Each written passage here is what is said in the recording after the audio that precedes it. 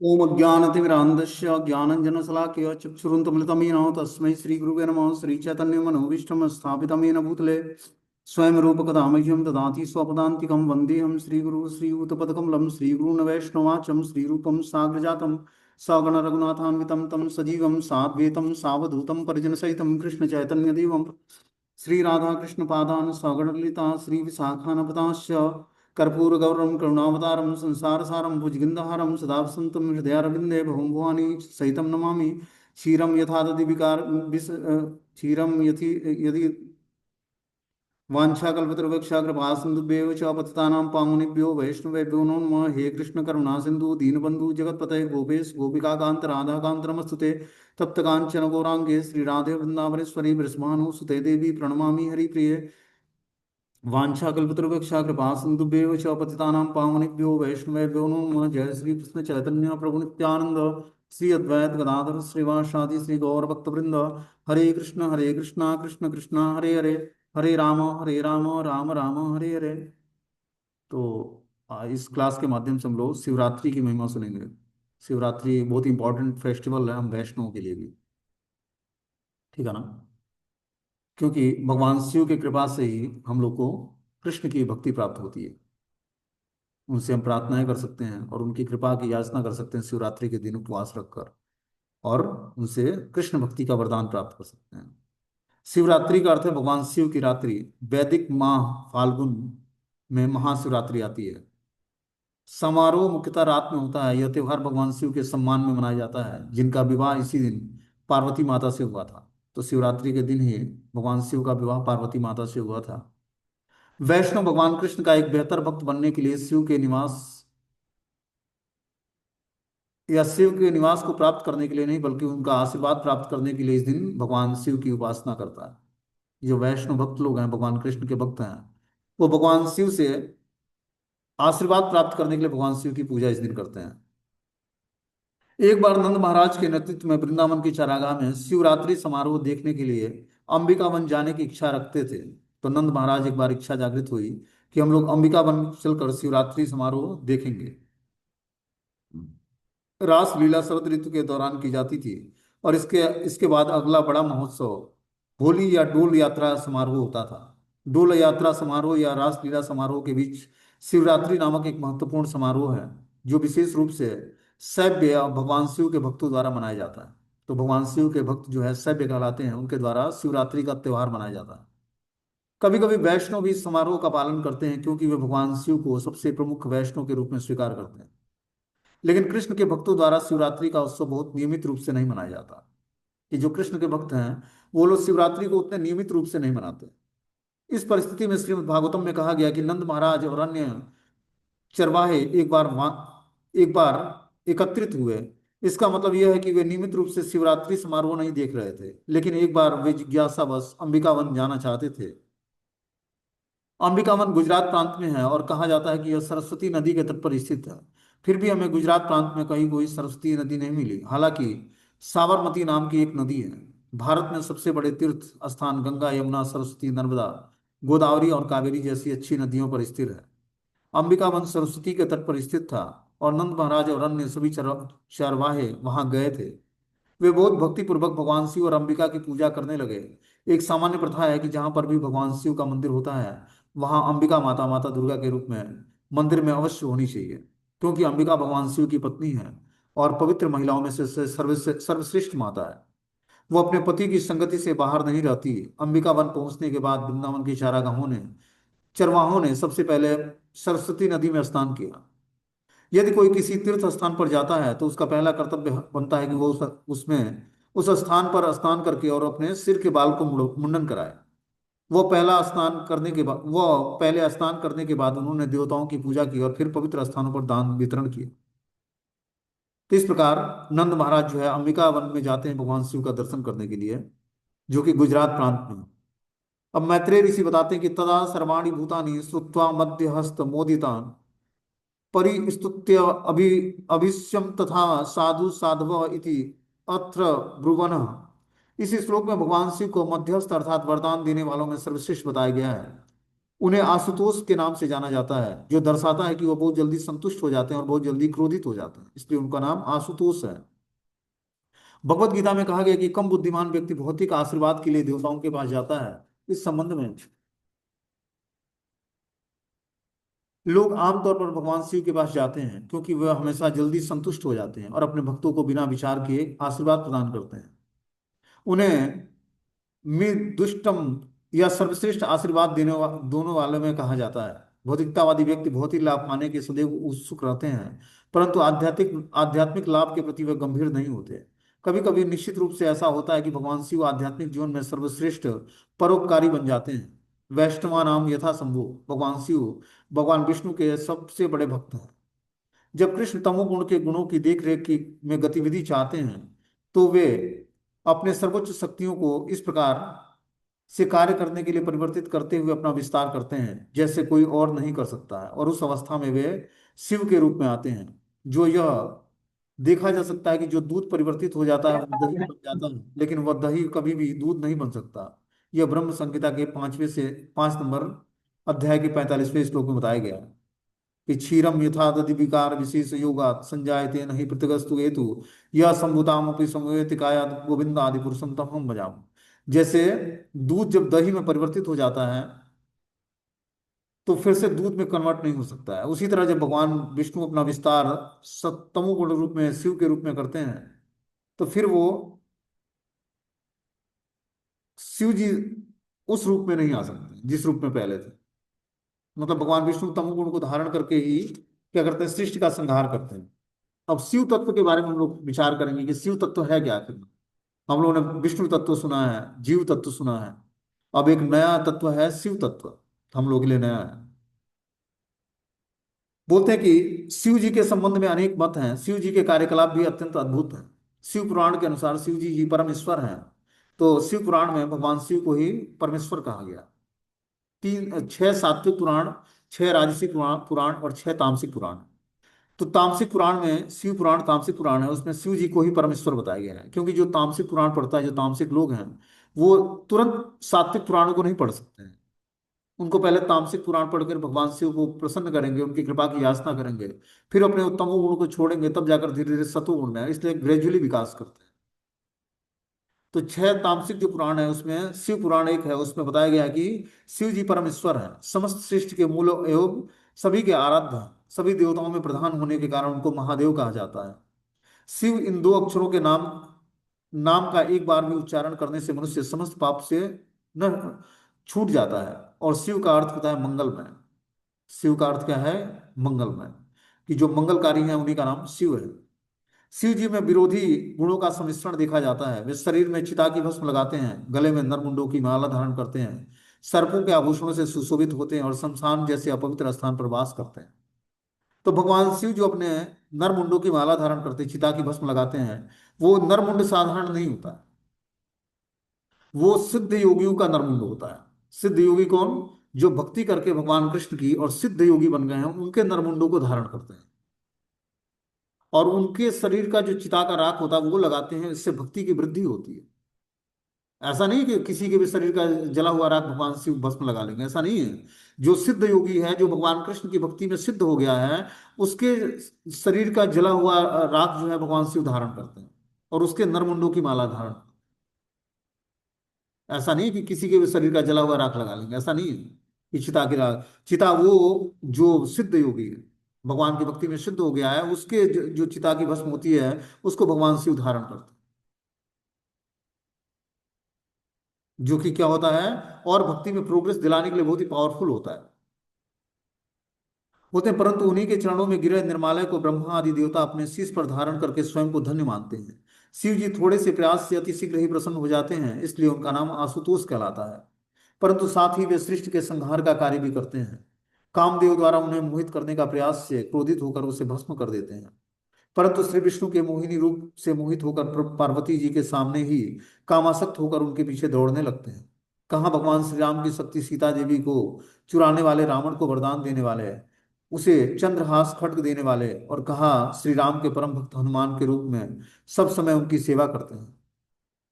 तो एक तरफ रावण को वरदान भी देते हैं और उसको चंद्रहास खड्ग भी प्रदान करते हैं शिव जी। और दूसरी तरफ रुद्र रूप धारण करके हनुमान जी का रूप धारण करे भगवान श्री राम की सेवा करते हैं। हनुमान जी रुद्र के अवतार हैं, शिव के ही इनकारनेशन है, विस्तार है। एक और कैलाश पर्वत पर समाधि लगाकर सदा श्री कृष्ण की अष्टकालीन लीला रस का आस्वादन करते हैं। और कहाँ दूसरी तरफ भूत पिचास प्रेतों को परिकर बनाकर उनकी सभा में आनंद के साथ विराजमान होते हैं। तो एक तरफ जो है कैलाश पर्वत पर 88,000 सालों तक भगवान शिव समाधि में रहते हैं, भगवान कृष्ण का चिंतन करते हैं। एक दो साल नहीं, 88,000 सालों तक एक बार ध्यान में बैठते हैं। और दूसरी तरफ अपना विस्तार करके भूत पिशाचों और प्रेतों का परिकर बनकर उनकी सभा में आनंद से विराजमान होते हैं। शिव जी का ऐसा चरित्र वास्तव में सभी को मोहित करने वाला है। शिव जी वास्तव में कौन है? क्या वे स्वयं भगवान हैं? क्या वे श्री कृष्ण और श्री राम के भक्त हैं? क्या वे भगवत तत्व हैं अथवा जीव तत्व हैं? इन प्रश्नों के समाधान के लिए शास्त्रों में और आचार्यों ने बहुत सारे मतों का विश्लेषण किया है। उस मतों से हम लोग सुनेंगे कि भगवान शिव का तत्व क्या है। शिव जी के चरित्र को समझने के लिए पूर्व आचार्यों ने शास्त्र सम्मत 3 प्रकार के विचारों द्वारा वास्तविक तत्व को समझाने का प्रयास किया है। प्रथम तत्व बताया है तत्वगत विचार से दार्शनिक सत्य जिसके द्वारा उनका संबंध प्रकाशित होता है। द्वितीय है ऐश्वर्य विचार। पहला तत्वगत विचार है कि तत्व से कौन है। दूसरा है ऐश्वर्य की दृष्टि से जिससे उनके संबंध का ज्ञान श्री राम और श्री कृष्ण के ऐश्वर्य लीलाओं के द्वारा जाना जाता है। तीसरा है नरवत विचार, ऐसा विचार जिससे उनके संबंध का ज्ञान श्री राम और श्री कृष्ण की मधुर नरवत लीलाओं के द्वारा होता है। इन तीनों विचारों को हम सुनेंगे इस क्लास के माध्यम से। पहला है तत्वगत विचार। द्वापर युग में भगवान श्री नारायण के कला अवतार व्यास देव का जन्म हुआ। एक दिन सूर्यास्त के समय वे सरस्वती नदी के तट पर बैठे थे। भूत तथा भविष्य सभी को जानने वाले व्यास देव ने देखा कि समय के प्रभाव से प्रत्येक युग में धर्म और भौतिक वस्तुओं का ह्रास होता जा रहा है। कलयुग में प्रायः लोगों की आयु कम होती जा रही है। उनकी बुद्धि साधन भजन में नहीं लगती है। लोग श्रद्धाहीन और आलसी हो जाते हैं। भाग्य तो मंद होता जाता है और उनकी बुद्धि कर्तव्य और अकर्तव्य का निर्णय नहीं कर पाती है। लोगों की ऐसी दुर्दशा देखकर श्री व्यास देव ने विचार किया कि सभी वर्णाश्रम वालों का कल्याण कैसे होगा। उन्होंने सोचा कि वैदिक चातुर्होत्र कर्म लोगों के हृदय को शुद्ध करने वाला है। इसलिए यज्ञों का विस्तार के लिए एक ही वेद के विषय अनुसार ऋग्वेद, यजुर्वेद, सामवेद और अथर्ववेद 4 विभाग कर दिए। विभागों में वेदों की रचना किया। इतिहास और पुराणों को पंचम वेद कहा जाता है। व्यास देव ने अपने शिष्यों में से ऋग्वेद में पैल मुनि को, सामवेद में जैमिनी को, यजुर्वेद में वैशंपायन को और अथर्ववेद में सुमंत मुनि और इतिहास एवं पुराणों को रोमहर्षण को प्रवीण प्रवीण बनाया। इन ऋषियों ने अपने अपने वेदों के और भी विभाग करके अपने शिष्यों को दिए। इस प्रकार शिष्यों परिशिष्यों के द्वारा पुनः विभक्त वेद की अनेक शाखाएं बन गईं। कम बुद्धिमान व्यक्तियों पर ही कृपा करने के लिए भगवान व्यासदेव ने ऐसा किया जिससे कि वे वेदों को धारण कर सके। व्यासदेव ने 18 पुराणों की रचना की, जिसमें 6 पुराण तमोगुणी पुराण, 6 राजसी पुराण और 6 सात्विक पुराण, जो कि सतोगुणी वृत्ति वाले व्यक्तियों के लिए उन्होंने 18 पुराणों की रचना की। सतोगुणी पुराणों में श्री विष्णु को, रजोगुणी पुराणों में ब्रह्मा जी को और तामसिक पुराणों में शिव जी को सर्वश्रेष्ठ घोषित करके उनका गुणगान किया। कि अलग अलग जो 6 सात्विक पुराण में उसमें भगवान श्री कृष्ण मतलब विष्णु को सर्वश्रेष्ठ बताया गया है। राजसी पुराणों में ब्रह्मा जी को और माता दुर्गा को, और तामसिक पुराणों में भगवान शिव को सर्वश्रेष्ठ बताया गया। व्यास देव ने ऐसा इसलिए किया क्योंकि गुण के अनुसार व्यक्ति को वैसे ही श्रद्धा और पूजा की विधि में रुचि होती है। कि जो अभी देखते हो कि भगवान शिव के जो गण होते हैं वो तामसिक होते हैं, नशा करते हैं और क्या क्या चीजें भांग गांजा सब कुछ लेते हैं, उसके बाद भी बोल बम करते हैं ना। लेकिन वो उनकी पहुंच भगवान विष्णु के सेवा के भक्ति में नहीं हो पाएगी, क्योंकि भाई उन्होंने तमोगुण का आश्रय ले रखा है। भगवान कृष्ण की भक्ति में तो व्यक्ति को पूर्ण रूप में सात्विक प्लेटफॉर्म पर अपनी चेतना को स्थिर करना पड़ेगा, तब जाकर वो भगवान कृष्ण की भक्ति को समझ पाएगा।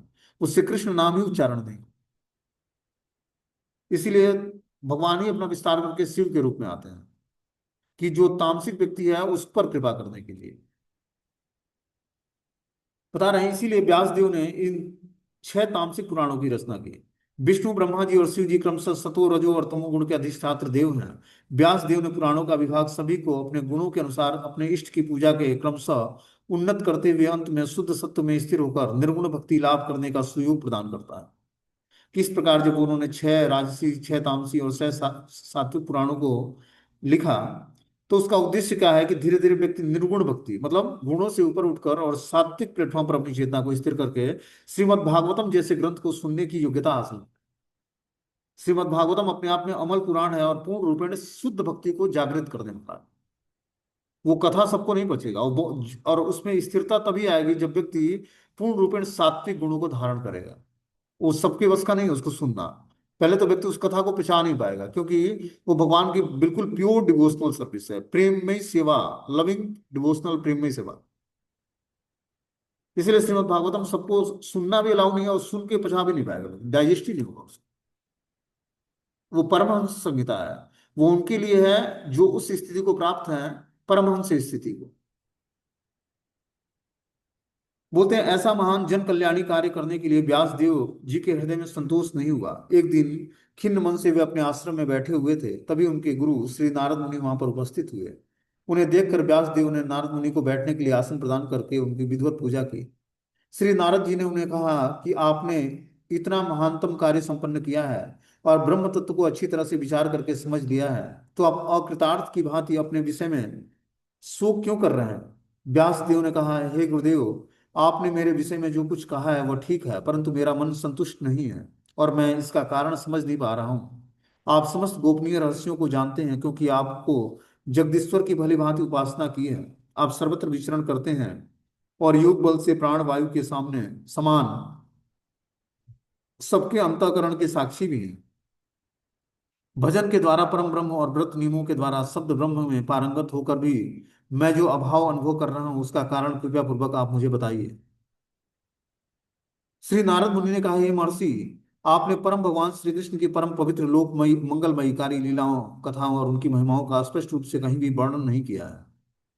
इस कारण से आप दुखी हैं। ऐसी भगवत लीला कथाओं के कीर्तन के अतिरिक्त केवल धर्म और ज्ञान के अनुशीलन से भगवान संतुष्ट नहीं होते हैं। ऐसे धर्म और ज्ञान को मैं सदैव असंपूर्ण समझता हूँ। आपने धर्म, अर्थ, काम और मोक्ष, इन चार को प्रधान पुरुषार्थों के रूप में जैसा वर्णन किया है, वैसा भगवान वासुदेव को यशस्वी कथाओं को का प्रधान रूप से कहीं भी वर्णन नहीं किया है। वासना शून्य ज्ञान जो मुक्ति को प्रदान करने वाला है, यदि भक्ति से रहित हो तो उसकी उतनी शोभा नहीं होती है। फिर साधन और सिद्धावस्था दोनों में ही सदा ही अमंगल रूप है। वह काम्य कर्म किस प्रकार शोभा पा सकता है? सांसारिक लोग स्वाभाविक रूप से विषयों में लिप्त रहते हैं।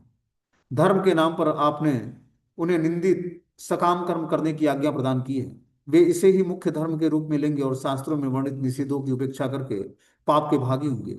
हे महाभाग व्यासदेव, आपकी दृष्टि अमोघ है, आप सत्यपरायण और दृढ़ व्रत हैं। इसलिए समाधि द्वारा भगवान श्री कृष्ण की लीलाओं का स्मरण कीजिए। तो नारद मुनि ने अपने शिष्य व्यासदेव को आदेश दिया कि जो आपने वर्णन किया है अलग अलग ग्रंथों के माध्यम से, उसमें आपने धर्म, अर्थ, काम, मोक्ष को ही बताया है, जबकि पंचम पुरुषार्थ भगवान कृष्ण की जो शुद्ध भक्ति है, प्रेममय सेवा है, उसका वर्णन आपने नहीं किया। इसलिए आप परम शांति को प्राप्त नहीं कर पा रहे हैं। आप समाधिस्थ होकर भगवान श्री कृष्ण की लीलाओं का स्मरण करें। भक्ति के द्वारा विशुद्ध मन से भगवान लीला कथा जब आपके हृदय में स्फुरित हो, तो समस्त जीवों के कल्याण के लिए विशेष रूप से भगवान की मधुर लीलाओं का वर्णन कीजिए, जिसे सुनकर भगवत परायण हो जाए, सभी जीव भगवत परायण हो जाए। विद्वानों का यह मत है कि समस्त तपस्या, वेदाध्ययन, ज्ञान अनुष्ठान, स्वाध्याय, ज्ञान और दान का यही प्रयोजन है कि उत्तम श्लोक भगवान श्री कृष्ण के गुणों और लीलाओं में मति लग जाए। ये समस्त तपस्या, वेदाध्ययन, यज्ञ अनुष्ठान, स्वाध्याय, ज्ञान, दान, जप का उद्देश्य क्या है? कि उत्तम श्लोक भगवान श्री कृष्ण के गुणों और लीलाओं में मति व्यक्ति की स्थिर हो जाए। अपने परम आराध्य गुरुदेव श्री नारद मुनि ने की कृपा से अपने असंतोष का कारण जानकर व्यासदेव समाधिस्थ हो गए। उन्होंने समाधि समाधि में भगवान कृष्ण की मधुर लीलाओं का दर्शन किया और परमहंस की संहिता श्रीमद् भागवतम में इसका वर्णन किया। इसके श्रवण मात्र से भगवान श्री कृष्ण के प्रति प्रेममय भक्ति जागृत हो जाती है, जिससे जीव के शोक, मोह और भय नष्ट हो जाते हैं। इसलिए व्यास देव ने श्रीमद् भागवतम को समस्त वैदिक उपनिषद और पुराणों का परिपक्व फल बताया। कि श्रीमद् भागवतम पुराण क्या है? अमल पुराण है। यह वेद, उपनिषद और पुराणों का परिपक्व फल है। भगवान कृष्ण की शुद्ध भक्ति का वर्णन है। जैसा कि पहले कहा गया है, व्यास देव ने अन्य अन्य पुराणों में शिव, ब्रह्मा और विष्णु की महिमा का को परम आराध्य के रूप में वर्णन किया है। अब इस श्रीमद् भागवतम में दिखलाते हैं कि पहले जिस गुणावतार, सकत्यावेश अवतार, पुरुषावतार आदि के संबंध में अन्य अन्य पुराणों में वर्णन किया गया है, वे सभी श्री कृष्ण के अंश और अंशों के अंश कलाएं हैं, और श्री कृष्ण ही स्वयं पूर्ण भगवान है। एते चांस कला पुंस कृष्णस्तु भगवान स्वयं। श्री कृष्ण के अंशावतार सदाशिव, सदाशिव के अंशावतार कैलाश निवासी भगवान शिव हैं। भगवान श्री कृष्ण की ऐश्वर्य लीलाओं के द्वारा यह जाना जा सकता है कि जो है, श्री कृष्ण अपना अंशावतार सदाशिव के रूप में और सदाशिव के अंशावतार कैलाश निवासी भगवान शिव कहलाते हैं। वे ही शिव जी के आराध्य हैं। सदा सर्वदा शिव जी उन्हें आराध्य के रूप में आदर सम्मान करते हैं। 8 भौतिक आवरणों के ऊपर विरजा नदी को पार करके मुक्ति लोक को भी पार करने के उपरांत शिव जी का लोक आता है। वहां शिव जी सदा शिव के नाम से जाने जाते हैं और ये भगवान विष्णु के प्रकाश हैं। शिव तत्व को ब्रह्म संहिता में वर्णित दूध और दही के उदाहरण द्वारा समझा जा सकता है। दही दूध का परिवर्तन रूप है। दूध तो दही का रूप धारण कर सकता है, परंतु दही कभी भी दूध का रूप धारण नहीं कर सकता है। उसी तरह शिव तत्व ब्रह्म संहिता में वर्णन है कि जिस तरह दूध दही में कन्वर्ट हो जाता है, तो फिर दही दूध में परिवर्तित नहीं हो सकता। उसी तरह जब भगवान शिव जी का रूप धारण कर लेते हैं तो शिव जी फिर विष्णु रूप में परिवर्तित नहीं होते, उनका एक अलग ही तत्व बन जाता है। जैसे दही का एक अलग तत्व है और दूध का अलग तत्व है। दूध से दही बन सकता है, लेकिन दही से दूध नहीं बन सकता है। उसी तरह जब भगवान विष्णु अपना विस्तार तमोगुण को धारण करके करते हैं तो शिव तत्व के रूप में आता है। जैसे खटाई के संयोग से दूध दही में परिवर्तित हो जाता है, उसी प्रकार भगवान कृष्ण कुछ कार्य संपन्न करने के लिए भगवान शिव शंभु का रूप धारण करते हैं। या दही का उदाहरण कारण और कार्य को स्पष्ट करने के लिए दिया गया है। इस प्रकार बता रहे हैं कि अब आगे ऐश्वर्यगत विचार क्या है, कि ऐश्वर्य की दृष्टि से भगवान शिव की क्या स्थिति है। बोलते समस्त शास्त्रों के प्रमाण अनुसार हमने अभी देखा है कि श्री कृष्ण ही स्वयं भगवान है और शिव जी उनके प्रकाश हैं। भगवान इस धराधाम पर अवतरित होकर अनेक प्रकार की अलौकिक लीलाएं करके अपना ऐश्वर्य प्रकाश करते हैं। शिव जी की इस लीलाओं में जो सहयोग करते हैं उनका इस ऐश्वर्यगत विचार के अंतर्गत विश्लेषण करेंगे। शिव जी भगवान श्री कृष्ण के अत्यंत प्रिय भक्त हैं, इसी कारण वे भगवान की ऐसी सेवाएं करते हैं जो कोई और नहीं कर सकता है। जिस समय देवता और दानव अमृत पान करने के लिए क्षीर सागर का मंथन कर रहे थे, तो सर्वप्रथम सागर ने भयंकर हलाहल विष निकाला, जिसके प्रभाव से संपूर्ण विश्व जलने लगा। देवतागण श्री कृष्ण की शरण में गए और श्री कृष्ण ने उन्हें भगवान शिव के पास जाने का आदेश दिया। देवताओं ने शिव जी की स्तुति करते हुए कहा कि हे महादेव, इस कालकूट विश्व से कृपया हमारी रक्षा करें। केवल आप ही हमारी रक्षा कर सकते हैं। भगवान शिव ने विश्व के कल्याण के लिए उस विष को अपने कंठ में धारण करा और इस कारण से नीलकंठ कहलाए। परंतु उसे निगलने के पहले विचार करने लगे कि श्री कृष्ण मेरे हृदय में विराजमान है, इस विष से उन्हें असुविधा होगी। यह विचार करके उन्होंने विष को अपने कंठ में ही रख लिया, जिससे उनका कंठ जल गया और उसका रंग नीला हो गया। भगवान की ऐसी अद्भुत सेवा करके उनका रूप और बढ़ जाता है और उनका एक नाम नीलकंठ कहलाता है। इस लीलाओं का यहाँ भी यह भी इन लीलाओं में यह भी देखा जाता है कि कभी कभी शिव जी रावण, जयद्रथ, बाणासुर, साल्व आदि भगवान तथा उनके भक्तों के विरोधियों को वरदान देकर शक्ति प्रदान करते हैं और उसका पक्ष लेते हैं। श्री कृष्ण से घोर वैर मोल ले लेते हैं और कभी कभी बृकासुर जैसे असुरों को ऐसे वर दे देते हैं जिससे वे स्वयं संकट में पड़कर भगवान श्री नारायण की शरण ग्रहण करते हैं। परंतु ये सब श्री भगवान की लीलाओं की पुष्टि करने के लिए करते हैं और यथार्थ में वह असुरों के साथ छल ही करते हैं। आगे भगवान शिव का नरवत विचार, नरवत लीलाएं क्या करते हैं उसके बारे में हम लोग सुनेंगे। मतलब नर रूप में, मनुष्य रूप में क्या वो लीलाएं संपन्न करते हैं। बता रहे कि नरवत लीला के अनुसार भगवान श्री कृष्ण एवं श्री रामचंद्र की लीला एक साधारण मनुष्य की भांति है। जब भगवान श्री रामचंद्र नर लीला कर रहे थे तो उनका व्यवहार एक साधारण मनुष्य जैसा था। रावण के चंगुल से सीता जी को छुड़ाने के लिए वे सागर के तट पर खड़े होकर विचार कर रहे थे कि कैसे मैं इसे इस लंका में पहुंचूं। उन्होंने सोचा कि मुझ में तो इतना सामर्थ्य नहीं है, परंतु यदि मैं शिव जी को प्रसन्न कर लेता हूं तो उनकी कृपा से यह संभव हो सकेगा। इसलिए वे शक्ति प्राप्त करने के लिए रामेश्वरम में महादेव की प्रतिष्ठा करके उनकी आराधना करने लगे। तो देखो, रावण एक ब्राह्मण था और भगवान श्री राम क्षत्रिय थे। तो क्षत्रिय जो है ब्राह्मण का वध नहीं कर सकता है। ये सामाजिक मर्यादा की दृष्टि से सामाजिक मर्यादा का हनन होगा। इसलिए भगवान श्री राम ने क्या किया, महादेव जी को प्रतिष्ठित किया, उनकी पूजा की और उनसे वरदान प्राप्त किए। जबकि शिव जी भक्त हैं भगवान श्री राम के, राम नाम जप करते हैं, लेकिन किसी भक्त को टच करने से पहले उसके मेंटर से पूछना आवश्यक होता है। इसलिए भगवान राम ने क्या किया, रामेश्वरम में महादेव जी की प्रतिष्ठा करके उनकी आराधना की और उनसे आशीर्वाद प्राप्त किया। तब जाकर वो लंका पर चढ़ाई किए। यह देखकर साधारण मनुष्य शिव जी का गुणगान करने लगे और कहने लगे कि रामस्य ईश्वरम, अर्थात श्री राम के ईश्वर रामेश्वर की जय हो। आप ही श्री राम के आराध्य हैं, इसलिए आपका नाम रामेश्वर है। तभी सभी देवतागण प्रकट होकर कहने लगे, रामस्य असो ईश्वरो, श्री राम भी ईश्वर हैं और शिव जी भी ईश्वर हैं। इन दोनों में कोई अंतर नहीं है, दोनों ही भगवान हैं, अति श्रेष्ठ हैं। साधारण मनुष्य सोचते हैं कि रामेश्वर ही श्री राम के आराध्य देव हैं, परंतु वे बुद्धि नहीं है, बुद्धिमान नहीं है, यह सत्य नहीं है। उसी समय भगवान शिव को यह सुनकर और अधिक सहन नहीं हुआ और वे शिवलिंग में प्रकट होकर कहने लगे, नहीं नहीं, यह ठीक नहीं है। सत्य समझने का प्रयास करो। राम यस्य ईश्वर स रामेश्वर। भगवान श्री राम ही जिसके ईश्वर हैं वही रामेश्वर हैं। श्री राम ही मेरे प्रभु हैं और मैं उनका नित्य दास हूँ। इस प्रकार शिव जिस शिवलिंग से प्रकट होते हैं और सारे देवताओं को बताते हैं कि राम यस्य ईश्वर, भगवान श्री राम ही हमारे ईश्वर हैं, और तब मैं रामेश्वर कहलाता हूँ। श्री वामन अवतार में भगवान श्री राम ने एक पग में ही समस्त पृथ्वी को नाप लिया था, तो उनके उनके लिए समुद्र को लांघना कैसे असंभव हो सकता था। ये सब जगत में अपने प्रिय भक्त शिव की महिमा को स्थापित करने के लिए श्री भगवान ने, भक्त वत्सलता भगवान का एक महान गुण है। इसी प्रकार भगवान श्री कृष्ण की वात्सल्य लीलाओं लीलाओं में भी देखा जाता है कि वे सदा अपने माता पिता पर सब प्रकार से निर्भर रहते हैं और वे उनका पालन पोषण करते हैं। शिव जी उनकी ऐसी मधुर लीलाओं का आस्वादन करने के लिए ही गोकुल में आते हैं और भगवान श्री कृष्ण को नर्मद लीला के अनुरूप अनेकों आशीर्वाद देते हैं। पुराणों में भी ऐसी अनेक घटनाएं देखी जाती हैं। जिस प्रकार श्री कृष्ण द्वारका के राजा थे, उस समय उन्होंने अपनी पत्नी जामवंती के से पुत्र प्राप्ति की कामना के लिए शिव जी की उपासना की थी। यद्यपि शिव जी भगवान श्री कृष्ण द्वारा इन लीलाओं में पूजित हैं, तो भी उन्हें सदा यह आभास रहता है कि वो भगवान श्री कृष्ण ही परमेश्वर हैं और वे उनके नित्य दास हैं। इन सत्यों का ज्ञान होना परम आवश्यक है। जो इस तथ्य को जानता है वह शिव जी और भगवान श्री कृष्ण के यथार्थ संबंध को दूसरे को समझाने में समर्थ होता है।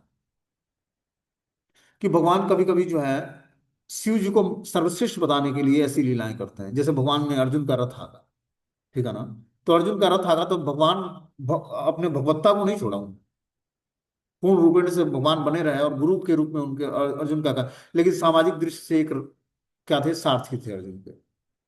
तो भक्तों पर कृपा करने के लिए, भक्तों का की महानता को बढ़ाने के लिए भगवान ऐसा करते हैं लीलाएं।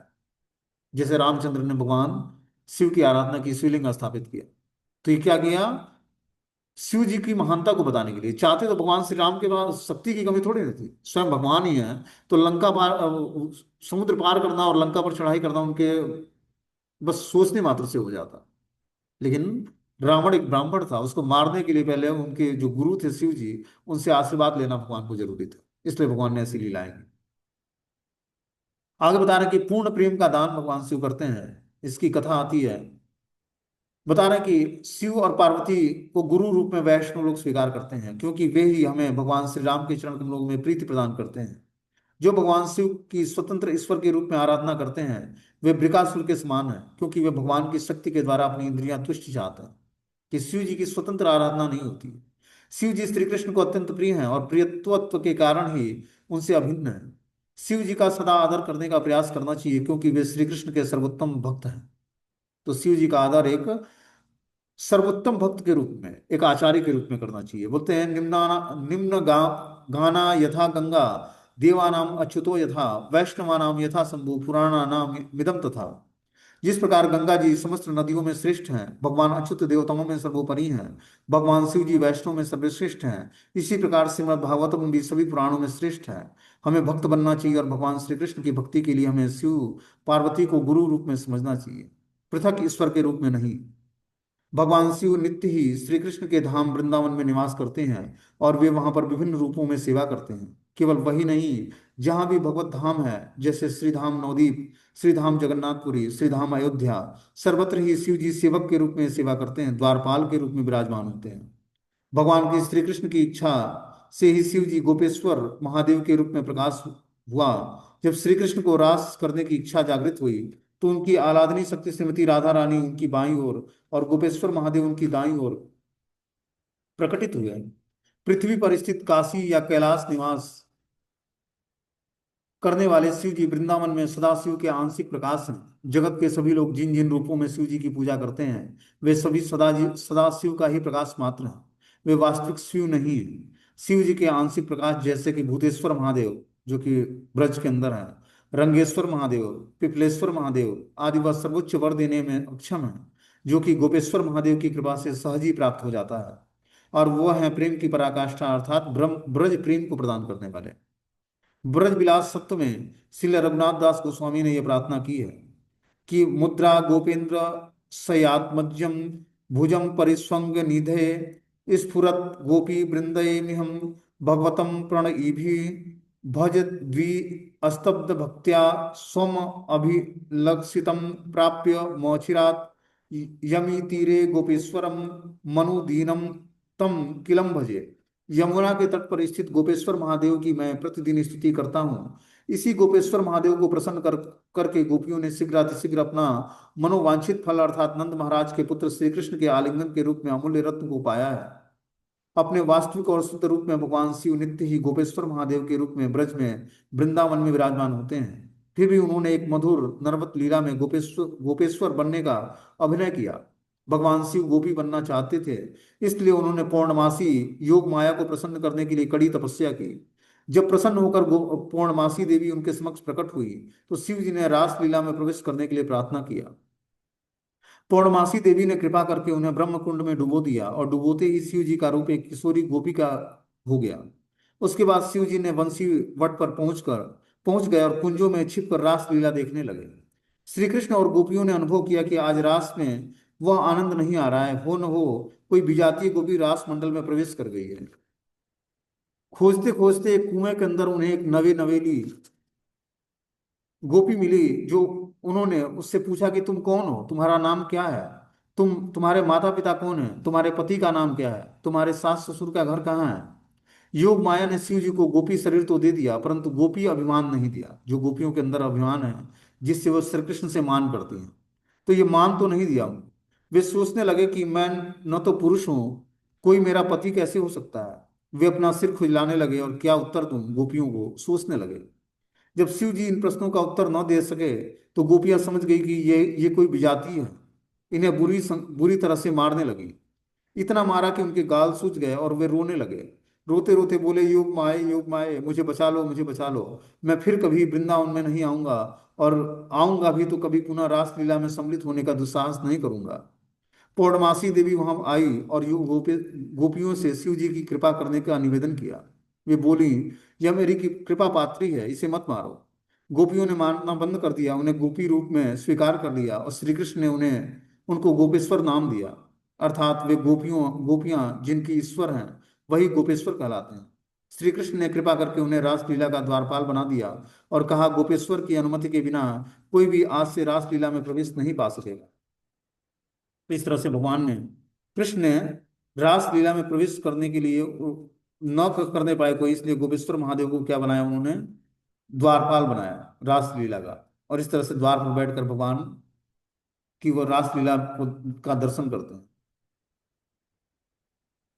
आगे बता रहे हैं कि सनातन गोस्वामी से मित्रता। भगवान जो गोपेश्वर महादेव हैं सनातन गोस्वामी जी के मित्र हैं, जो कि सनातन गोस्वामी भगवान श्री चैतन्य महाप्रभु के परिकर है। बोलते श्री चैतन्य महाप्रभु ने प्रिय परिकर महान वैष्णव संत श्री सनातन गोस्वामी वृंदावन में श्री मदन मोहन मंदिर के निकट निवास करते थे। श्री धाम वृंदावन के अन्य दर्शन करने के भांति वे प्रतिदिन गोपेश्वर महादेव का भी दर्शन करने जाते थे। एक समय उनकी वृद्धावस्था के कारण इतना घूमना फिरना, दर्शन करना, परिक्रमा करना असंभव सा होने लगा। एक दिन गोपेश्वर महादेव श्री सनातन गोस्वामी के स्वप्न में आया और बोले, "अ- अब तुम वृद्ध हो गए हो, मेरे दर्शन के लिए इतना कष्ट मत उठाया करो।"